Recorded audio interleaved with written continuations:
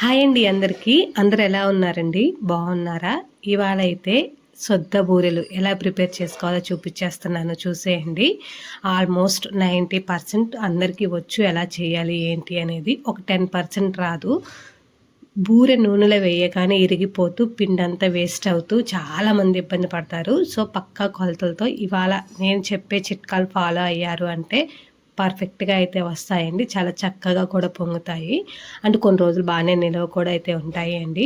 దానికోసం అయితే నేను ఇక్కడ ఒక 1/2 kg అయితే సొద్దలు తీసుకున్నాను. బాగా నీళ్ళల్లో కడిగి గాలిచ్చి బయట అయితే ఆరబెట్టేశాను అండి. మనం కడగలేదు అంటే మట్టి, ఇసుక అట్లాంటి డస్ట్ చాలా అయితే ఉంటుంది. సో ఒక రోజు బాగా ఆరబెట్టేసి ఇట్లా మిల్లుకి అయితే పట్టించేసాము. మీరు లేదు అనుకుంటే మిక్సీలో పట్టుకోవచ్చు. దాంట్లోకి అయితే కొంచెం కొబ్బరి ఎక్కువ వేసిన బూరెలు ఇరిగిపోయే ఛాన్స్ అయితే వస్తుందండి కొబ్బరి. సో కొంచెం ఒక అరకిలోకి ఒక 150 grams అలా చాలు. దాంట్లోనే 3 యాలక్కాయలు అయితే వేసేసి మిక్సీ పట్టి పక్కన పెట్టేశాను. 1/2 kg పిండికి 1/4 కిలో బెల్లం.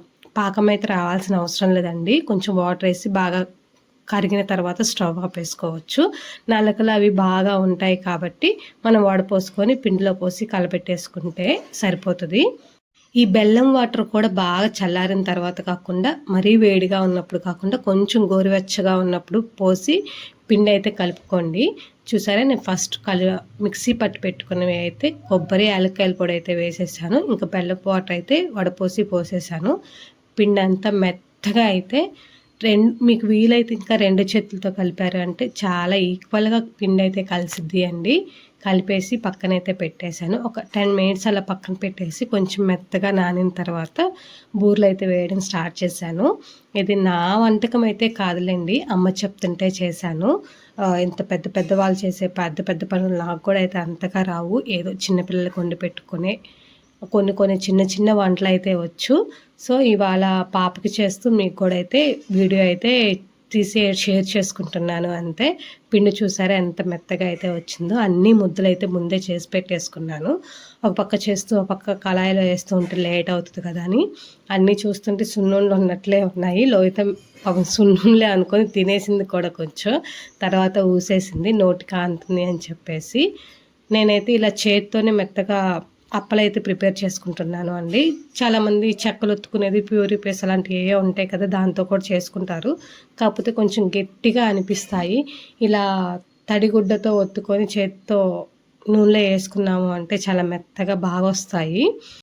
ఒక్కొక్కసారి ఏం చేసుకోవాలి అని ఆలోచన వస్తూ ఏం చేయాలి అనుకుంటూ ఫోన్ చూసే వాళ్ళకి కూడా ఏదో మన సజెషన్స్లో వీడియో కనిపించింది అంటే చేసుకునే వాళ్ళు కూడా ఉంటారు కదా. సో అలా కూడా అయితే ఉపయోగపడుతుందని చెప్పేసి నేను చేసిన చిన్న వంటకు మీతో షేర్ చేసేస్తున్నాను అండి. ఇంకా పూరీలు అయితే బాగానే పొంగాయి. ఫస్ట్ వాయి అయితే పర్ఫెక్ట్గా వస్తుంది. సెకండ్ వాయి అయితే కొంచెం నూనె చల్లబడిపోయి కొంచెం పొంగకుండా ఉన్నాయి. అండ్ కొంచెం మాడిపోయినట్లు కూడా అనిపిస్తుంది, నల్లగా వస్తాయి. పిండి పట్టి కలిపిన తర్వాత పిండి బ్లాక్ కలర్లో రావడం వల్ల కొంచెం మన కంటికి అయితే అలా కనిపిస్తాయి, కానీ మాడిపోనైతే కాలకుండా ముందే తీసేశారు అంటే బూజు వచ్చినట్టు కొంచెం సద్ది వాసన వచ్చినట్లు కూడా అయితే ఉంటాయి అండి. సో కొంచెం రెడ్గా కాలిన తర్వాత తీస్తేనే బాగుంటాయి. అండ్ పిండి మిక్సీ పట్టించిన తర్వాత ఒక 2 daysలో చేసుకోవడానికి అయితే ట్రై చేయండి. ఎక్కువ రోజులు ఉంచాము అంటే పిండి కూడా పాడైపోతుంది. నాకైతే తెలియదు, ఇంతకుముందు అంతే ఒకసారి పట్టించేసి ఓ 10 days అయితే ఉంచాను. సో పిండి అయితే బూజు అయితే వచ్చేసింది. సో మీకైతే ఉపయోగపడుతుందని చిట్కా అయితే షేర్ చేస్తున్నాను.